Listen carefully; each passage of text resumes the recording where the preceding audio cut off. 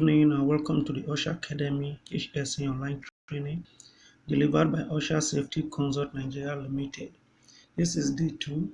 So previously we talked about, or rather I introduced you to Osha, where we discussed the responsibilities of employers under Osha, as well as the rights of employee under Osha. So today we'll be going into safety proper.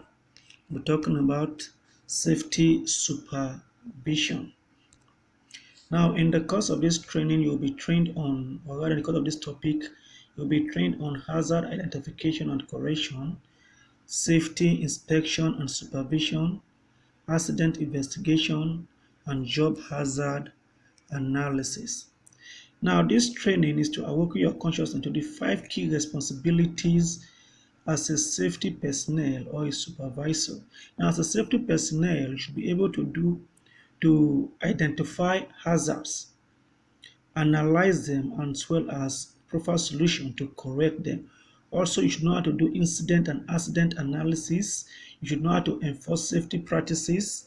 You should know how to carry out safety supervision and also how to be a safety leader. Now, here they say the key to safety supervision is supervision. Now, what he's trying to say is that you, as a safety personnel, should have the consciousness to identify hazards wherever you are, even when others cannot identify them, or when others don't have that consciousness to identify them. So, as a safety personnel, whenever you get into somewhere, you should be safety conscious. Be quick to identify the potential hazards in that place. That's what he's trying to say. Have supervision. See hazards even when others are not seeing them. Be conscious of the hazards in your environment even when others are unconscious. You understand? So that's what they're trying to say by saying the safety supervision is about having supervision. Now, so what is safety supervision? Safety supervision is your ability to identify and correct hazard before they lead to injury or illnesses. That is to say, as a supervisor, you must be able to identify and correct hazards before they cause injury or illnesses to an employee. So that's your role as a safety supervisor or as a safety personnel. You have the ability to be able to identify hazard whenever and wherever and be able to also prefer solutions to correct them before they can cause any form of injury or illness. Now, what then is hazard? So we made this acronym for you to be able to understand it easily. According to the definition, it said a hazard is an unsafe condition or practice that could cause an injury or illness to an employee. If you define it to this extent, you get your full mark. And also, if you add and it's preventable, you get extra mark. You understand? So once you are able to go over these acronyms and define it, you are good to go. But basically, what you have to understand about hazard is that hazard is anything that can cause harm. Anything that carries the potential to cause you harm is referred to as a word, a hazard. You are cooking in the kitchen. The knife you use is slicing is a hazard.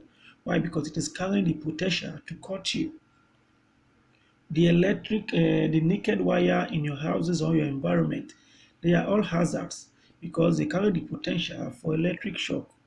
Understand? Even the slippery floor in your home is a hazard because it can slip you and you fall and sustain injury. You understand? So anything that carries that potential to cause you harm is what is regarded as a hazard. So that's just basically what you should know concerning hazard. Anything that can cause you harm. Now, in the course of the training, you're going to be hearing the word exposure. Now, what is exposure? So, exposure is defined as the position of a person relative to a hazard. Talking about being close, how close you are to a hazard. Understand? That is what exposure is talking about. Being close to a hazard. If you are very, very close and in the spot of that hazard, it means you are in what? In the danger zone. Physical exposure can be maybe you are just an arm length away. Then environmental exposure is talking about a situation whereby everybody in that facility is exposed or could be exposed to the hazard to a hazard. Understand? So exposure is talking about how close you are to a hazard. Now, hazards are categorized into five categories. These five categories are represented by the acronym MIPS. Now, the M stands for materials, the E for equipment, the other E for environment, the P for people, and S for system. Now, the material is talking about those facilities or things you use in the course of your work. You understand? You you work with acid in your company in production, your production process, you use acid. Now that acid you are working with carries a hazard. You understand? So that's what the material is talking about. Those things that you work with, those materials, those facilities that you work with that could carry one form of hazard or the other. Understand? Then the equipment is talking about the little things you use in carrying out your work that could be hazardous. For instance, you are a chef and you work in the kitchen. You slice things with knife. That knife you are slicing with, which is an equipment you use in slicing, is hazardous because it carries the potential to cut you. So all those little things you work with, understand, those little equipment you work with that could be hazardous is what the equipment is talking about. Then the environment is talking about the place you carry out your work, the environment which you carry out the hazards that are associated with the environment that you carry out your work. For instance, you work in a dusty environment. That dust in that environment is hazardous. It could cause you catarrh or cough, which is an illness. Or maybe you are subjected to work in a temperate region that is very hot. It is hazardous to your health. Or somewhere that is extremely cold. It is equally hazardous to your health. So the environment is talking about those environmental factors that could be hazardous in the place where you work or environment where you work. Then the people is talking about the behavior of people that leads to a hazard or a accident. Understand? So the behavior of people now, for instance, somebody that is drunk and is driving, that person is hazardous because at that point it is of danger to himself as well as those that are around him. Or you are driving within town at a speed of 120. At that speed, you are a danger to those around and to yourself. So those behavior that people exhibit that could lead to an accident, those hazardous behavior is what the people is referring to. So those people, the behavior that those people exhibit is what the people in this category is referring to. Then the system is talking about the role or policies that the management and the responsibility or role that the management is to play to prevent an accident, or that the role or responsibility they are to play that they didn't play that led to an accident. You understand? So that's what the system is talking about, the role of the management, the responsibility that the management has in curtailing or preventing an accident from occurring or preventing those hazards from occurring. For instance, that guy that is driving at a speed of 120 within town, what are the policies? What are the rules set in place by the system to curtail such a behavior?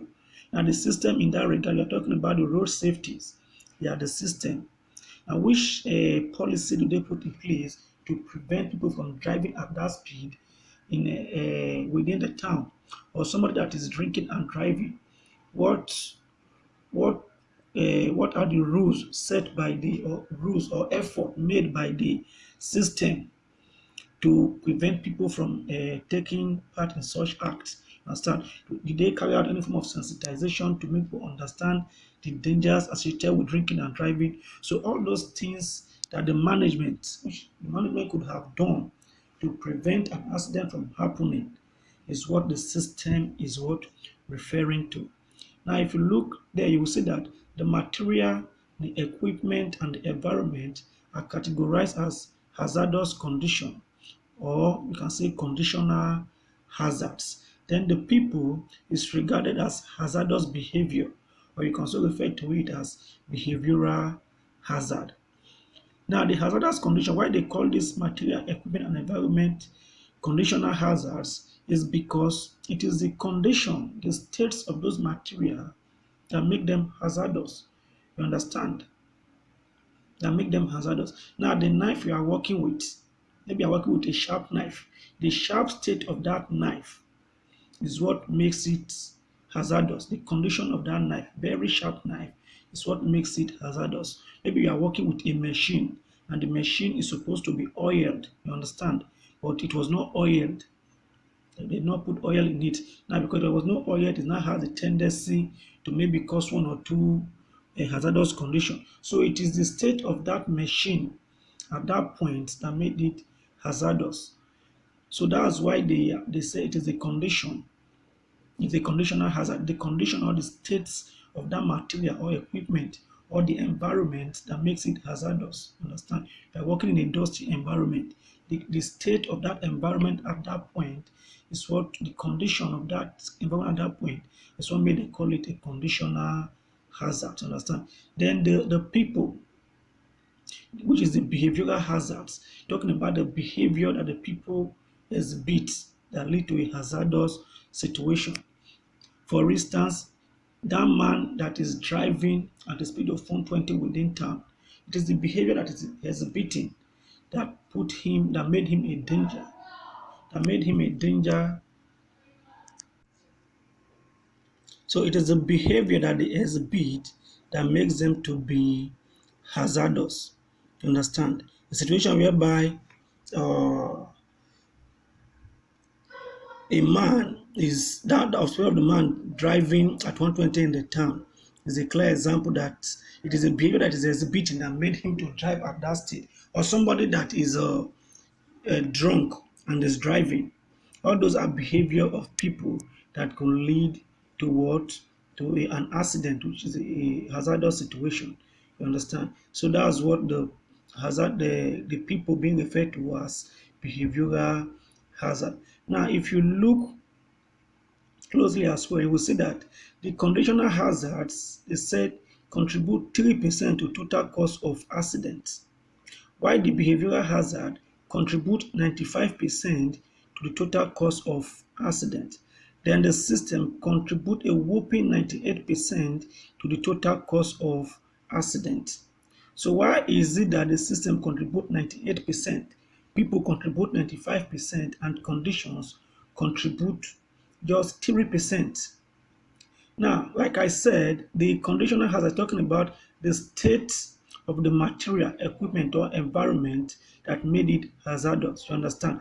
Now, if there is no exposure, if somebody is not exposed to those conditional hazard, there will be no accident. You understand? That sharp knife, if somebody does not use it carelessly, it will not cut the person. You understand? That environment that is dusty. You understand? If you do not go into that environment, you will not be having those cough and catarrh. You understand? So not until somebody is exposed to those conditional hazards, they do not cause any form of accident. So that's why they are just 3%.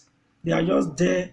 They just carry the hazard, but not until you are exposed, you do not have any form of hazardous situation. So that's why they contribute just 3%. Then the people, which is the behavioral hazard, contribute 95%. Like I said, it is the behavior of the people in using those materials, equipment, or in dealing with the environment that causes the accident. You understand? Now, take for instance a chef who is working in a food company or in a restaurant. Now, let's say, for instance, that person, now maybe because he has a commitment, maybe he was supposed to close by 3 p.m., but because he has a commitment and he has something to do by 12, now he has to work hurriedly to meet up with the commitment he has by 12 so that he can close and do what he has to do. Now, that person, in order to meet up with that 12, which is his commitment, we have to work hurriedly. The work he's supposed to do from morning till 3 o'clock, he will now want to do it from morning till 12 o'clock, which means he has to work faster. He has to work, so he will be working in a hurried manner. You understand? Now, in the process of walk in a hurried manner, maybe trying to slice things faster, he may end up cutting his hand. Understand? So it is the behavior of that person in trying to walk hurriedly that led to that hazard. So mostly it is the behavior people exhibit that leads to what? The hazards. You understand? The person that is drinking and driving is his behavior. Maybe he's a drunkard. That's why he has to, even when he knows he wants to drive, he has to get drunk and still move ahead to drive. That is behavior. You understand? So usually the behavior of people is what leads to a hazard. If people behave the way they should behave, the tendency of any of these conditions leading to a hazardous situation will be reduced. So that's why they say the total 95% of total accidents are caused by the behavior of people. Understand the behavior in handling, usually the conditional hazards, the things already carrying the hazards and how they use them. So it is the behavior of people that leads to what hazard in most cases. Now, if you look at the system, so you begin to wonder why then do the system contribute a whole 98% to the total cost of accident. Now, like I told you earlier, it is the systems talking about the role and responsibilities of the management or the body in place to curtail those accidents, which is the failure of those people who are in charge to curtail those accidents from happening. Now, let's go back to the case of this lady that working hurriedly. Now she's supposed to close by 3 o'clock, and now because she has a commitment by 12, she engaged. She has to work hurriedly in order to meet up by that 12 and close from work. Now the question is, when that accident occurs, usually you will just go ahead and query the lady for being careless with the knife. But the question is, what did the management do to prevent such acts from happening?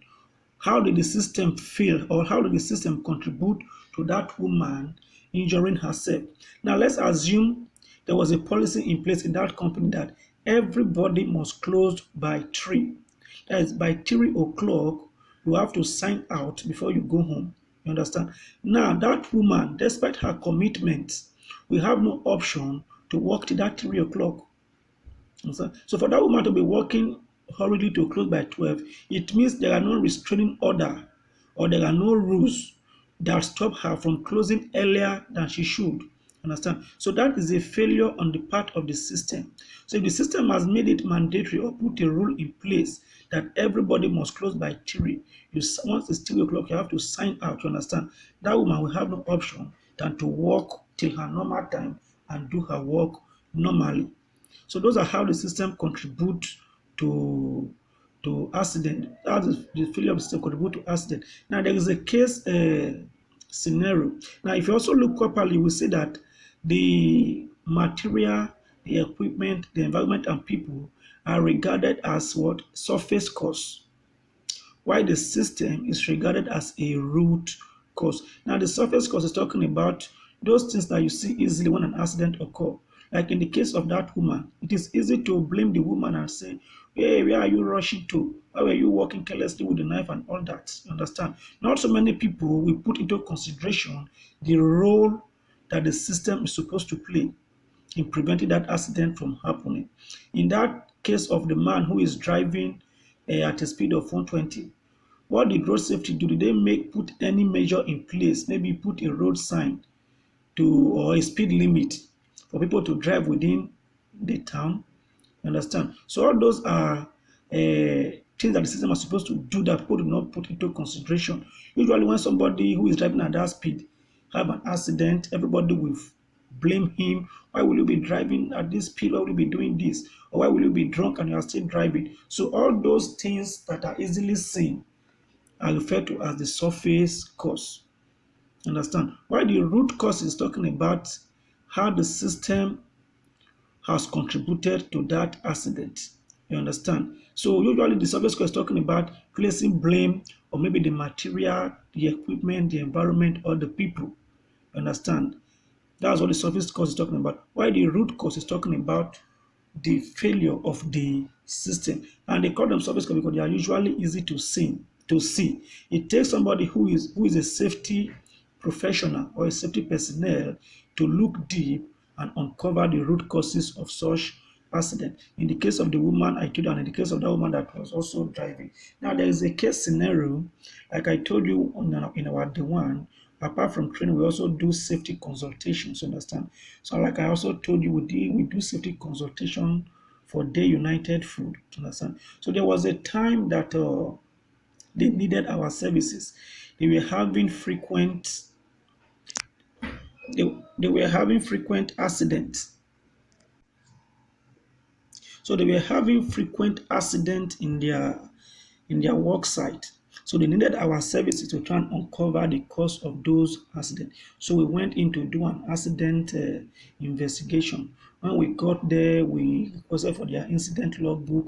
They gave to us. We went through it, and we discovered that most of the accidents that occur was at the production department. So we went to the production department to carry out our safety inspections. We did our safety, the work around safety inspection, work around, and we also interrogated the people to know their relationship with their work and how it could have led to one form of accident. So, in essence, we are trying to uncover informations that could lead us to the cause of the accident. So, after working around to check the machines and equipment that they work with to know if they're in safe conditions, we also called the workers and we started interrogating them, speaking with them, trying to know if they are okay with their job or if they are being overworked or being stressed or if they are happy doing their work. So, in the course of talking with the workers, we discovered something.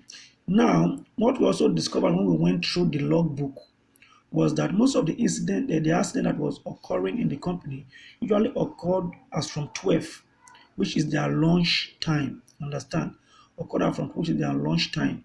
So while we were interrogating these people when they came back from lunch, we were discussing with them. We found out that their mouth was smelling alcohol. Understand? Now, in the process of producing that indomie, they also use some amount of alcohol in the production process. You understand? And now, in the production process, most of the work to be done are automated. The indomie just pass from machine to machine, from machine to machine. Understand? To a point where the sealing and packaging, understand? The sealing point. So when after the indomie has passed also, it comes to a point where the machine will seal the indomie. It's a very sharp machine. It come and seal over the dozens of indomie at once. So the duty of those working there is to, when the machine seal, they put their hand and pack out. The machine seal, they put their hand and pack out the sealed indomie. Now while we were discussing with them, we noticed that their mouth was smelling alcohol. So it was no brainer to know that the alcohol that were used in producing that indomie, some of them were actually consuming it. And that is a hazardous situation where you are working with a sharp machine where you have to put your hand and pack out those things. You understand? You're working with a sharp machine and you are tipsy. There is tendency for such cases to occur, case of accident to occur. So we observed that they were drinking it, and that was the cause of the accident. Usually, most of them return from their lunch break tipsy, and in the process of carrying out their work, get injured. Now, maybe for instance, a tipsy man, somebody who is drunk and has been intoxicated, might feel the machine is not working fast. The machine that was working normally before he left, he came back drunk and intoxicated now. He now begins to feel that that machine is not working fast enough. Maybe he then increased the speed of the machine, thereby causing an accident. So we understood that the cause of the accident was the fact that they were drinking the alcohol that was meant for production. Hence, most of them return from their lunch break intoxicated and start misbehaving, which usually lead to one form of accident or the other. Now, if you look at this scenario, it is easy to blame the workers. You understand? Why were you taking the alcohol? Don't you know? Just begin to lay blame and causes on them. It is easy. But if you look deep down, it is not their fault. Those people are not at fault in any way. You understand? Why? Because after we discovered that was the cause of the accident, we have to go through their safety policy document, and we found out that there was no policy against drinking alcohol.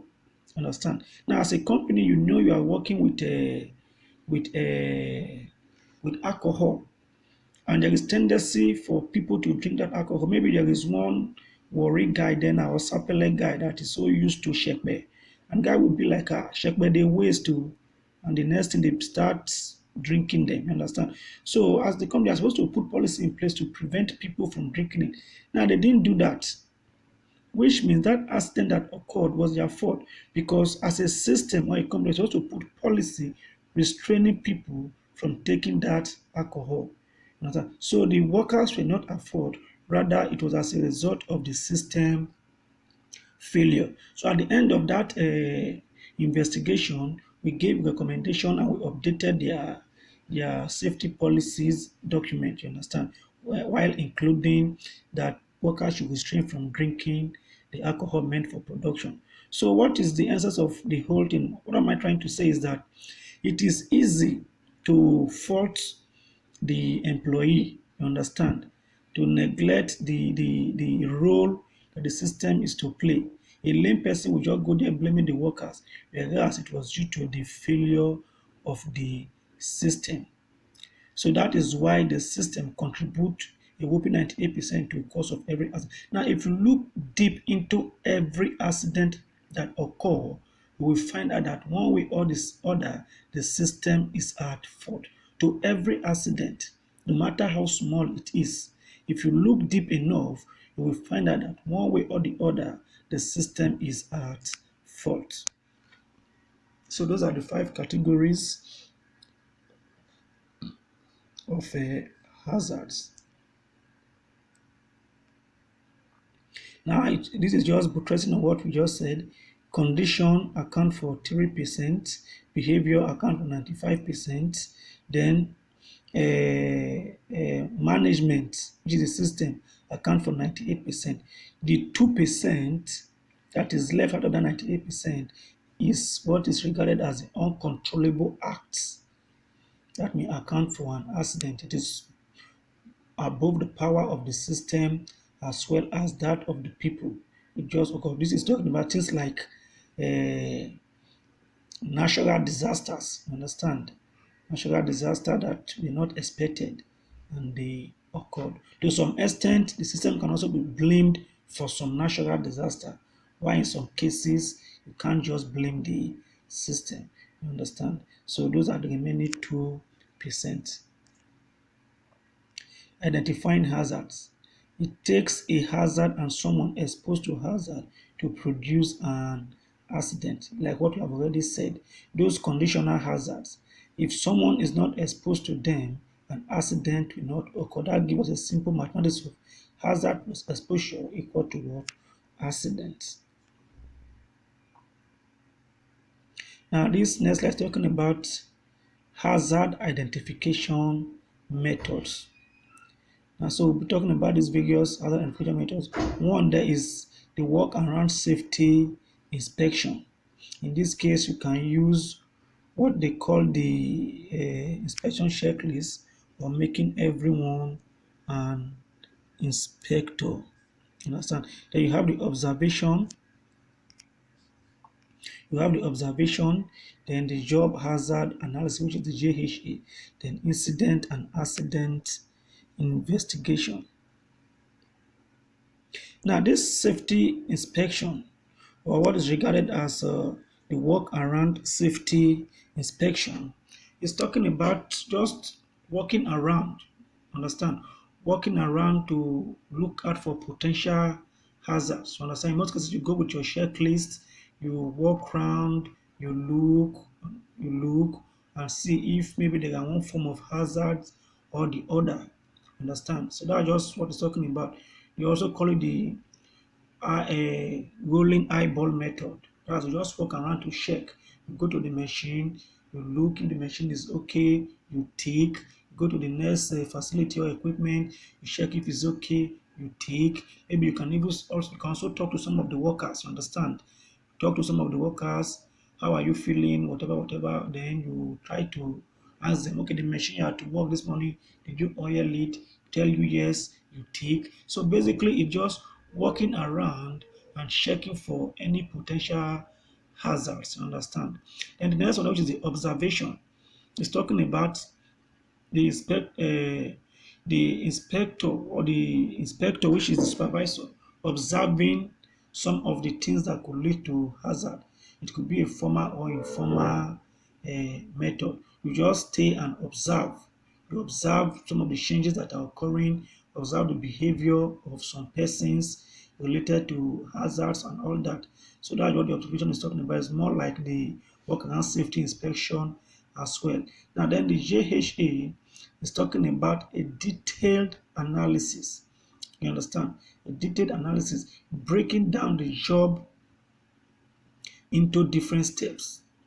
The job that is to be done, or the work site, or your inspection, breaking it down into different steps and analyzing thoroughly each of those steps. Now, like the work and safety inspection, we said you just walk around, you look, you observe, and you take. Now, this JHA does more than just walking around and looking. You understand? You actually go in details, you break down the work and inspect each of those things thoroughly. Like in the work and safety inspection, you can just call the employer, the employee, which is the worker, and ask, this machine you have to work with, did you oil it? The employer tell you yes, you tick. But in the JHA, you go beyond just asking. Now for this worker and safety inspection, let's say for instance, the the worker did not oil it, but out of fear, he just, or maybe because he feel he will see oil later, no need to say no, he can just tell you yes. Now maybe out of fear he said yes instead of saying no, and actually he did not oil it.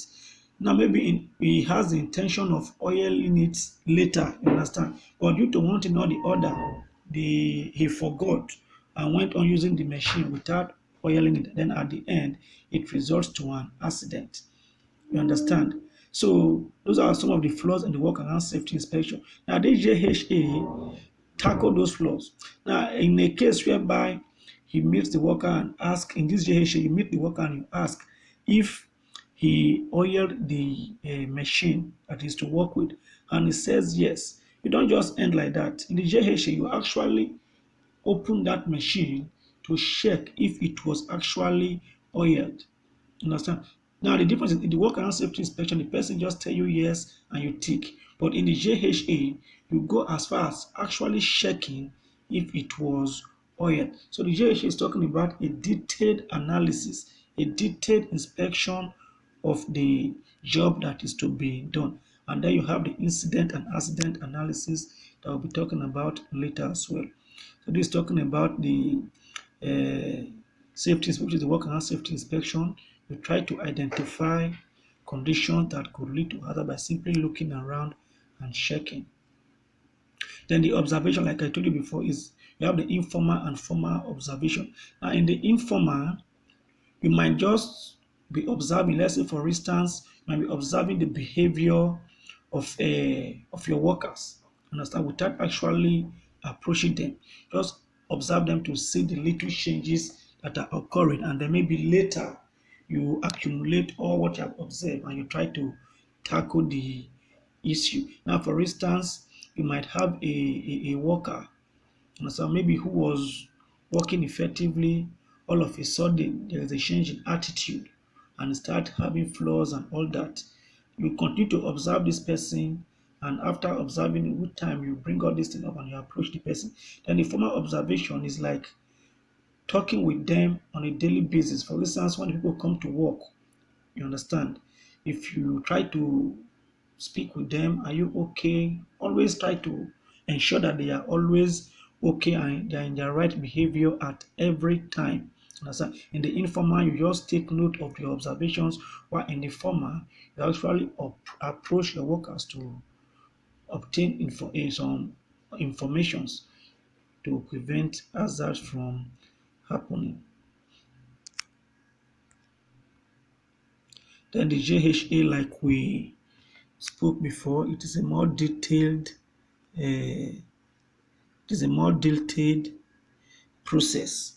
Where you have to break down the job into different categories and inspect them thoroughly. You understand? So that's what the JHA is talking about. Then this is a sample of a job hazard analysis worksheet. Now, like I told you, in the JHA, you break down the job into different steps and then you analyze thoroughly the hazards that may be related to that job step. Now, in this situation, it is trying to loading an empty trailer with pallets of products. Now, you want to load a trailer, you understand? Now, like I said, you have to identify you have to break down the job into different steps. Now, the first step that will break down is ensure that the trailer is correctly spotted. That is to say, the trailer is correctly parked. You understand? So that's the first thing, the first job step. Now, in this job step, you try to identify the hazards related if that trailer is not properly parked. So that's the hazard. Now we here say workers could be caught between backing trailer and dock worker could fall from the dock.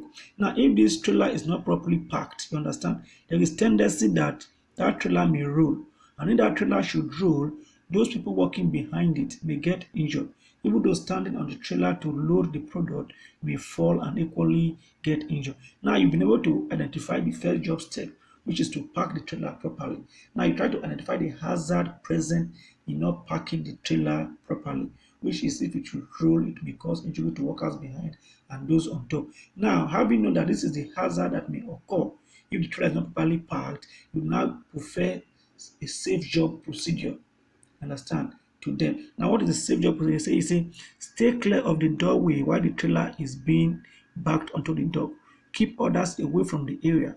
Remove awareness chain from the front of the door once the trailer is properly parked. Now, the job procedure is that ensure that when the trailer is being parked, everybody leaves behind the trailer. Nobody should be behind the trailer. And now you should also put something like an awareness chain to indicate where the trailer is to be parked. Once you have ensured that the trailer is properly parked, you can then remove the awareness chain and for people to begin work. So that's just it. You break the job into steps, you identify the hazards that may be present in each of those steps, and then you prefer what? A safe job analysis or a safe job procedure rather.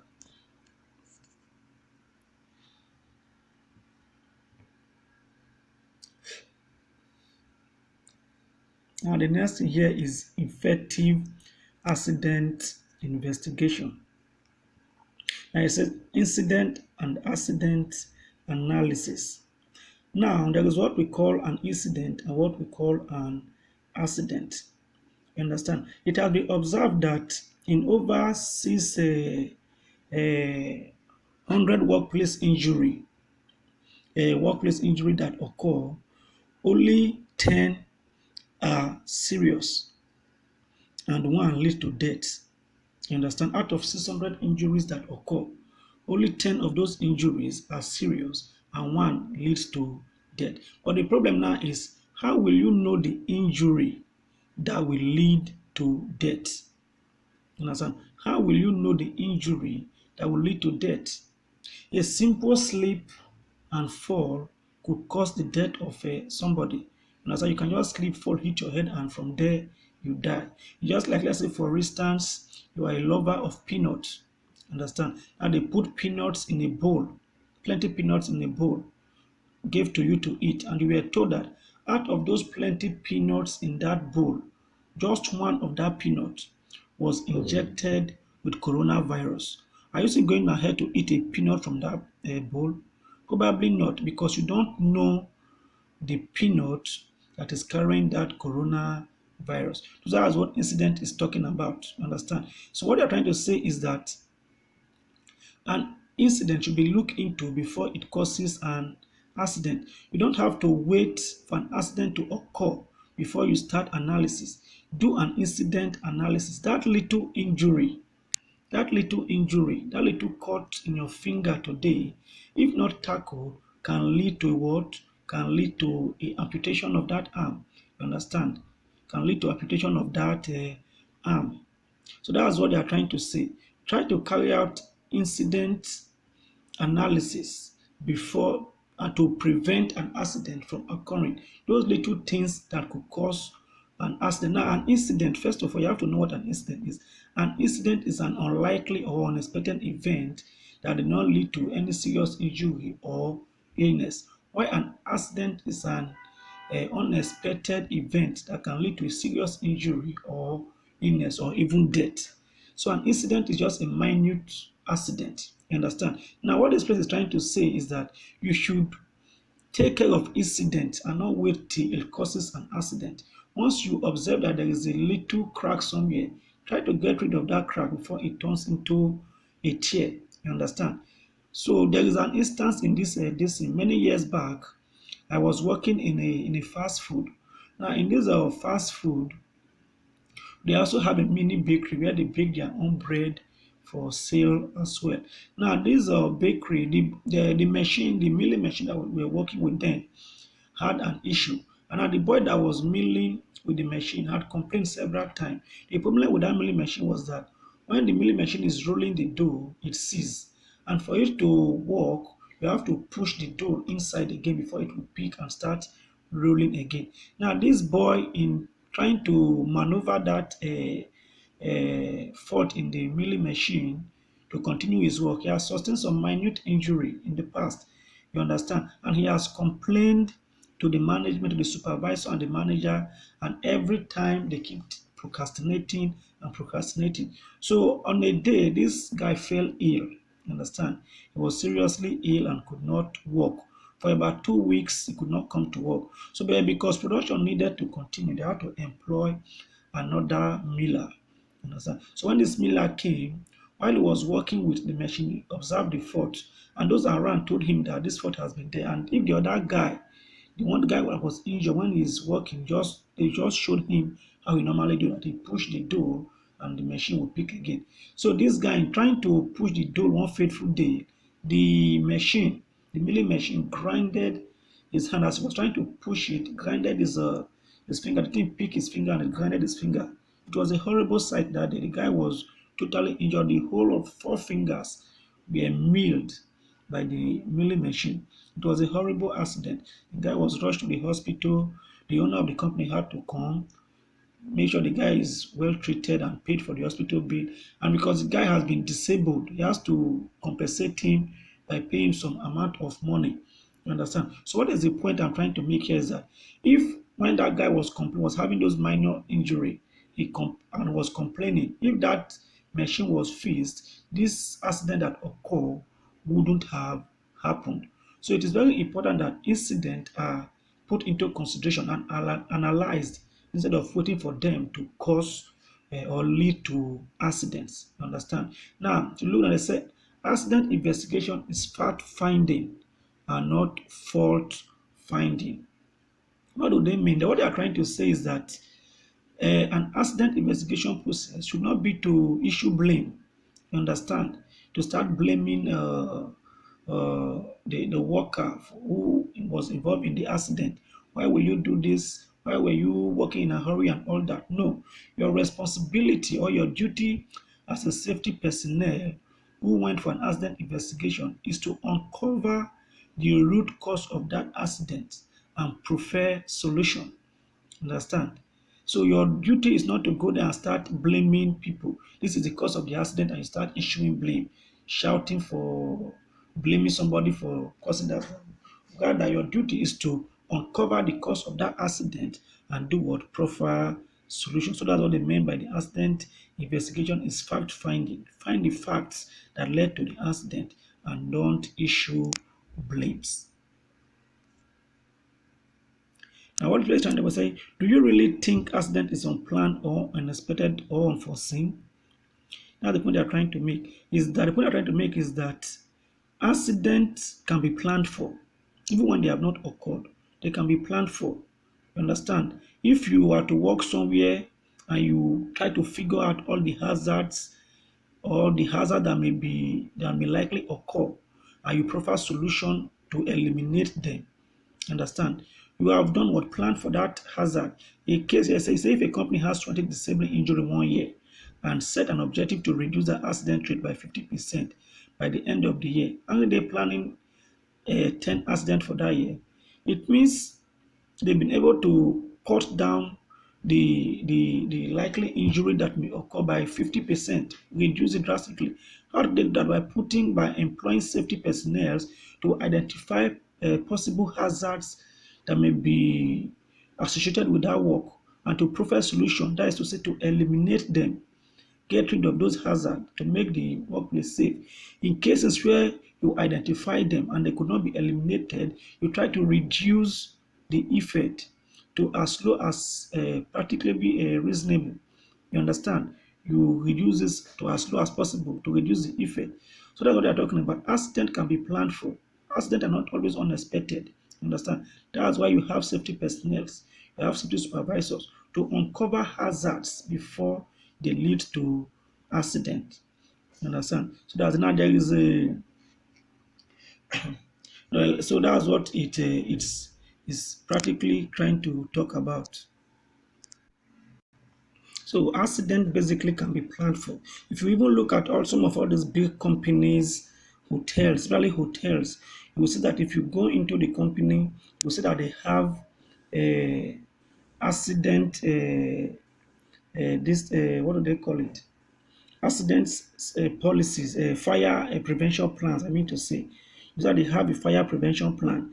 Inside that fire prevention plan, if you look in detail, you will see that they have procedures of what should be done should in case a fire should occur. You understand? They have all those procedures there. You will see where they stated once there is a fire, call this person, and then the person will call the fire extinguishing companies, and then they just put different procedures. Some will even tell you where to follow. They will tell you that when there is a fire, everybody should go through the back door. You understand? So they have different procedures. All those are ways of planning for an accident. You understand? Accident that cannot be eliminated. Maybe you could not eliminate them. You plan to reduce them as much as possible. Now, if accident is not planned for in most cases, it leads to chaos and more damage. Now, there was a case that occurred in my home some time back where there was a fire. Many years ago, there was a fire in our house. The generator, I mean to say, we were working that was we were using at the balcony. One day just caught fire, and there was fire everywhere. It was in the night, the light went off, and there was chaos everywhere. We didn't know what to do. We were shouting, use water, bring sand, bring this. Everybody was just confused, running helter skelter. In the process of trying to even uh, carry our gas, which was in the kitchen, close to the balcony, outside to prevent an explosion, my younger one drew the nozzle of the gas and there was gas flare in the kitchen. I had to intervene immediately to get rid of that gas cylinder. Understand? So at the end of the whole thing, it was very chaotic. Everybody was running helter skelter. Why was it so? Because there was no plan for such accident. You understand? But if there was an accident prevention plan, you would have seen that everything would have been orderly. The damages that occurred that day wouldn't have occurred. Let's say, for instance, when there is a fire, like in those companies, they put a procedure that if there is a fire, the first step to do there is to call the safety supervisor. You ring the safety supervisor, and maybe the next step there is that everybody should walk to the back and pass through the back door. Then the next one is for the safety supervisor to call those who are in charge of the fire extinguishing company. You understand? Now, with those things in place, you will see that when the accident occur, instead of people panicking, running helter skelter, thereby causing more damages, people will simply follow the procedure, and at the end, minimum damages will be incurred. So, in essence, accident can be planned for.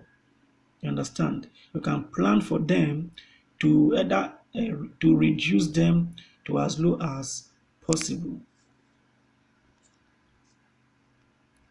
Yes. Here is saying accidents are foreseen because every accident has a gestation period called hazard. Hazard can be identified and corrected. Just exactly what we are saying. Now, like if you think of the conditional hazards, every accident is as a result of an exposure to a hazard. You understand? Now, once you can identify all these hazards, then you get rid of them. That is, you correct them. There will be no accidents. Understand? If you can identify those things that will lead to an hazard, those things that can cause hazards, and you get rid of them, or you correct them, there will be no hazard. And it's a hazard identified equals to accident foreseen. Once you identify hazard, you already know there is a tendency for that hazard to lead to an accident. Then if you should correct that hazard, it means what you have prevented that hazard. And if that hazard has been prevented, it means you have saved life, money, property, energy, and time have all been what? Saved. Understand? The property you would have lost, you've been able to prevent loss of property. Maybe that the hazard could have led to death, you'll be able to prevent death and all that. So hazard uh, accident are foreseen. Understand? They are foreseen and can be planned for. Once you can identify the hazard, you get rid of it. Understand? So that's what this is basically talking about. Now this is like a tree the indicating the cause of hazard. You understand? Now you see this aspect is talking about the surface causes and the root causes. You understand? Now all these bad tires, fatigue, slippery roads, bad brakes, and all that, they are all surface causes. You understand? The data that is talking about a behavioral hazard. Why is that is talking about the conditional hazard, which is the bad tire, the fatigue, the sleeping, and all those things, are being referred to as a conditional hazard. Then the other three is talking about behavioral hazards, which is you ignore the hazards, an ignorance, no proper inspection, fail to enforce inspection, you do not train your workers. All these are behaviors that could lead to hazard, working in a hurry and all that. All these are behaviors that could lead to hazard. And all these behavior and conditions that can lead to hazard are referred to as what? The surface root of an accident.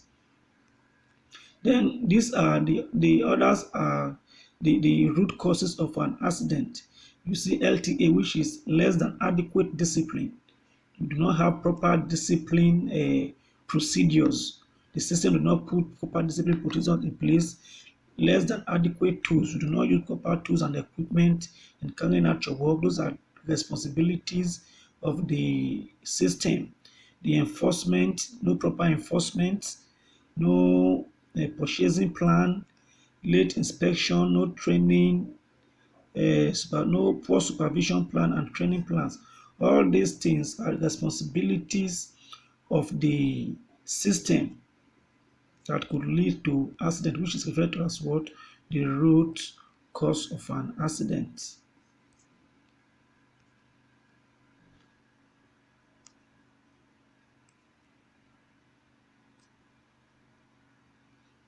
Now, this next slide is talking about the effective accident incident accident investigation process. And this is talking about the accident investigation process of carrying out accident investigation. I say in carrying out an accident investigation, it is divided into three phases.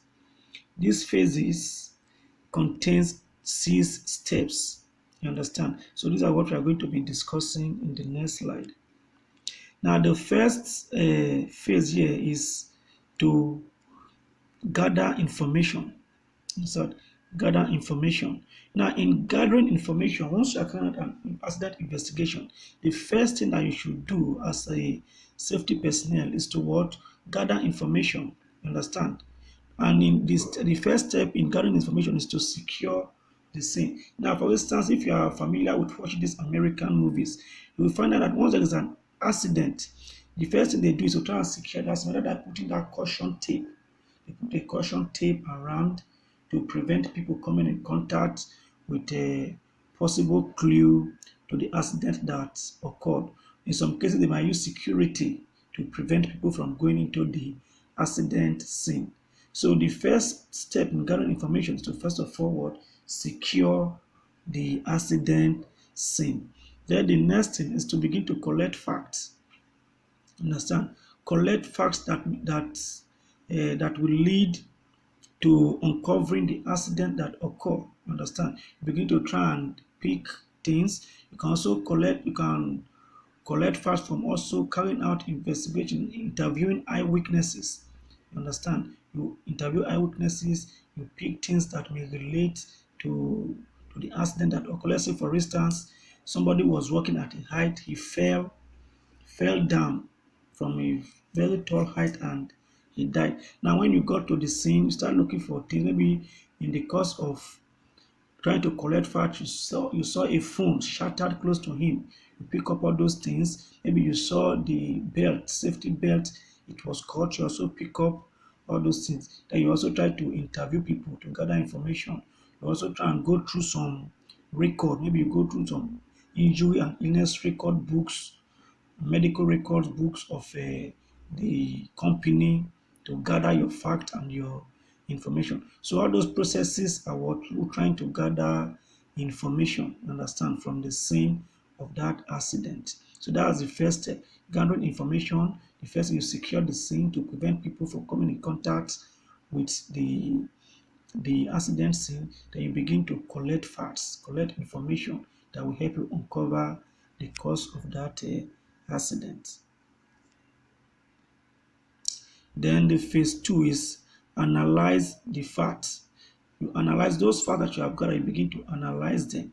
Now, the first step in analyzing that fact is to try and develop a sequence of events that could lead to that could have led to that accident. You try to put those facts that you have collected, those information that you have gathered, put them together in sequence in a way that could lead to that accident. Let's say, for instance, a guy was walking in a height and he fell down and died. You are not the incident or accident investigator. You went there, and after securing your scene, in gathering your information, you saw a shattered phone close to the man. You pick it up. You saw that the safety belt, also snapped. You pick it up. You take that as an information as well. Then maybe in carrying out interviewing eyewitnesses, they also told you that the guy was as if he was making call, and the next thing they saw that he fell. So from that belt, the phone, and what you have heard people say that the guy that was making call and he fell, you've been able to know that the death of this guy was as a result of him making a call at that height. You understand? You've been able to tell that okay, he was making a call.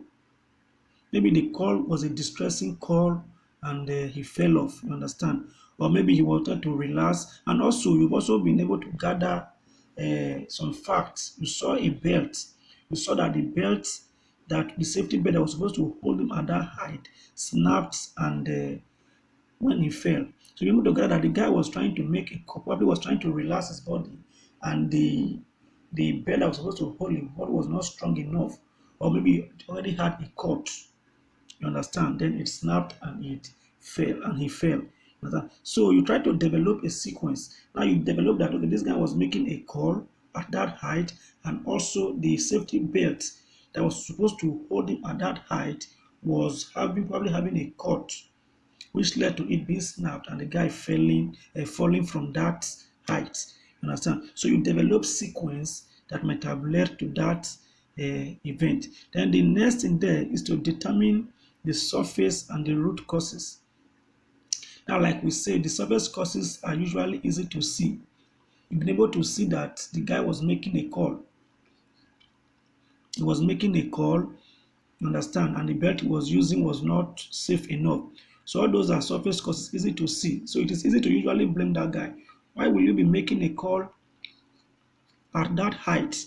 Understand? Why will you be making a call at that height? So making the fact that he was making a call at that height was a surface cause. It was easy to see and was easy to issue blames on him. You understand? So those are surface cause. So you have to determine the surface cause. And then after determining the surface cause, which is the phone and the belt, the next thing is you try to determine the root cause. What How did the system fail in preventing this guy from falling from that height? You understand? You try to look out for the system failure. Now that guy that was making call at that height, were there any policy in place by the company preventing people from going to that height with gadgets? You try to look out for all these things as well. Now you also notice that the belt that he was using snapped that led to his fall. You also have to ascertain that was there a safety supervisor to inspect the material that you are going to work with or equipment that you're going to work with to prevent a fall from that height.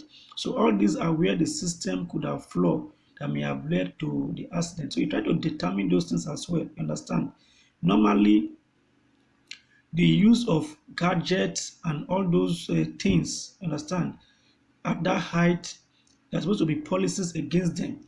You check out for all those policies, or even there are cases where some persons may even go up there with snacks or some sort of food, and in the process of trying to eat them and all that, they can lose their balance and fall.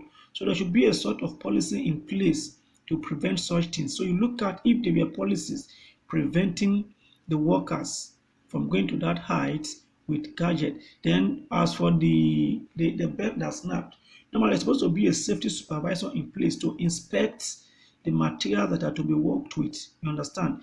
A safety supervisor was supposed to check and ensure that these people are not going there with gadget and everything they are to work with is in safe condition before they climb to that height. So you look into all those things and you find out that there is a system, there's a root cause there. Because if there was a safety supervisor to inspect, as in a safety supervisor who knows his job, a professional to inspect those materials, he would have noticed the cut on that safety belt that made that belt to snap. Also, there was a safety supervisor there to check them and ascertain them if they are in the right behavior, if they are carrying anything. He would have spotted that phone and collected it, and that guy's life would have been saved. You understand? So those are the root causes of that accident. So you first thing is in analyzing the fact, you do what you develop a sequence, and after developing the sequence that led to the event, you determine the surface causes and then the root cause as well. The root cause talking about where the system failed in preventing that accident from happening. Now, the next phase, which is the final phase, the third phase, is you develop a solution. Now, you've been able to secure the scene, collect your facts, you've been able to put up a sequence that led to the event, that led to the accident, and also you have been able to uncover the surface cause and the root cause of that accident. The next thing for you to do as a safety personnel or supervisor is to provide a solution. Remember, we said accident investigation is fact finding and not fault finding. You understand? You are not to issue blame. Once you discover the root causes or the surface causes, you are not to issue blame. Rather, your duty is to prefer solution. Now you've been able to identify the root cause. Understand? The guy went up there and was using a phone. Now, under normal circumstance, there's supposed to be policies against carrying of any form of gadget to that height, or even carrying anything other than your working items to that height. You don't go there with food, maybe any form of snacks or whatever. You go there with just your working items. So there are supposed to be policy in place that prevents people from carrying anything extra to that height to avoid any form of distraction. You understand? Also, in the course of your gathering of your information and building up sequences, you observe that the belt was not in good condition, which led to a snap and the guy falling from that height. You understand? So it means that there was no a safety personnel to inspect the materials they are to work with. So you prefer a solution. Tell them that there should be a safety supervisor to always do a check on the materials that they are to work with. They must come in contact with a safety supervisor before they climb there. The safety supervisor should check the materials they are working with. Should also check if they are climbing with any extra gadget or item. Should also ensure that the right PPEs are on before those people climb to carry out their job. Even the safety supervisor, the role of the safety supervisor also profess some psychological analysis, you understand. Try to see if the worker is in the right condition to climb that at that height. You understand? You speak with them, try to know, observe the mood. Just like we talk about the observation, the mood that they came to work with. Let's take for instance, one of the workers that was the one that was supposed to climb came in with a very bad mood. Understand? Maybe the wife has offended him at home and he came to work that morning moody and feeling angry and all that. With that mindset, as a safety supervisor, you're not supposed to allow that person to work at that height because with that anger, whatever that is worrying him, he may lose concentration up there and could lead to an accident. So you're also supposed to perform some kind of medical examination or analysis on those people before they go to that height. So all these are supposed to be done by a safety supervisor who is to who is supposed to be there before they climb. So you add all these things to your recommendation, you understand, to your solution, to add them to their policies, their safety policies. You understand? So that's what the recommendation is talking about. You recommend and correct the actions and management solutions. Then finally, you write a report. Now, one important thing in writing your report is that while writing your report, you are to include the cost of carrying out that accident. You understand? You include the cost from the cost you are going to use to the amount you are going to pay for carrying out that accident, the cost they will use to get the materials to carry out that accident, the cost in maybe that guy now that died. They're going to have to rush the guy to hospital and all that. The hospital costs also there's going to be some form of compensation, you understand, to the family of that guy. So all those costs that were incurred in the process of the investigation, you understand, you have to include them in your report. Now, why are you including those costs in your report? Is to try and make the management understand that this is what they are losing as a result of not taking preventive measures. You understand? If they had put all those policies in place, understand, those accidents would have been prevented. Understand? Also, you are trying to make them understand that if this accident should happen again, this is what they are likely to lose. And no company want to lose money, you understand? So definitely when you make them understand the millions they have lost as a result of this accident investigation that you did, definitely they will follow up your recommendations to ensure that such accident does not happen again. So that's why it is important for you to include the cost in writing your report. Understand? So what is we talking about? It's talking about the basic assumption. As a, like what I said, accident is fact finding and not fault finding. Now, when that accident occur, the basic assumption, the first thing that comes to the mind of a of work of the employers when such accident occur is to punish the person. You understand? Maybe let's assume the person did not die, but maybe sustain some injury. The next thing is for us to try and punish the person. That's the basic thing that usually comes to people's mind. But that's not the right thing to do. The right thing to do is for you to say that the system flawed and need improvement. You discover the root causes and then you prefer solution on how they can be corrected and improved. So that's what accident investigation is talking about. The investigation process is talking about. First, you gather your information, you secure the scene, you collect your facts and your data. Then the next thing is you analyze the data that you have collected. You build up a sequence that could have led to that accident occurring. After that, the next thing you do is to after you've gathered your this you look for the surface causes and then also the root causes. Once you get the root causes, then you prefer your recommendation and the solution, and then you write your report. So that's what the accident investigation process entails. So like this is talking about, like we are saying about incident, it's very important that you analyze near miss incident as well as accident. You understand? Analyze incident before they lead to accident. This is what we are talking about. In writing your report, you write the cost of the accident, those that were insured and those that were not insured, and you make a total of it to the company so that they can be aware of how much they are losing so as to guide against such accident from occurring again.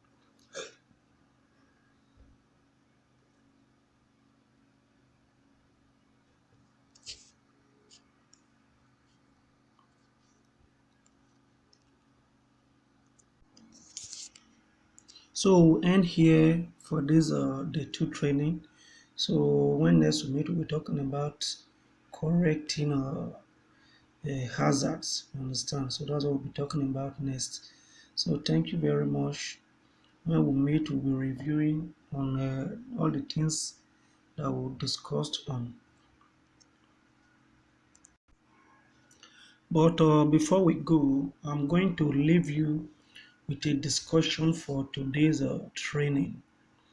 Now, the discussion is that let's say, for instance, you are a safety personnel, understand, and the federal road safety, as you work with the federal road safety, and in a bid to reduce accident on a particular highway, on a particular highway, they place a speed limit on that road. And now, to ensure that people abide by that speed limit, you were placed on the road to ensure that those motorists using that particular highway abide to the speed limit. Now, while on duty, there was a particular man who received a call from the hospital that his wife, who is in labor, is undergoing serious complication and he is needed in the hospital immediately to sign some documents before they can carry on with the operation to either save her life or curb the situation. Understand? Now, a man with who received that kind of call is definitely going to drive as fast as possible, breaking every speed limit along the way. You understand? Now, you are the safety personnel on that road, and this man driving at this speed. How will you ensure that this man drives safely to the hospital? Because at the speed he is driving, he is hazardous. He is dangerous to the people around and equally uh, dangerous to himself, pose a danger to himself and those around him. So, how do you, as a safety person on that road, ensure that this man who received this kind of desperate call actually drives safely within the speed limit to the hospital? So, I will be getting your contributions when we meet later. Thank you very much, and God bless you.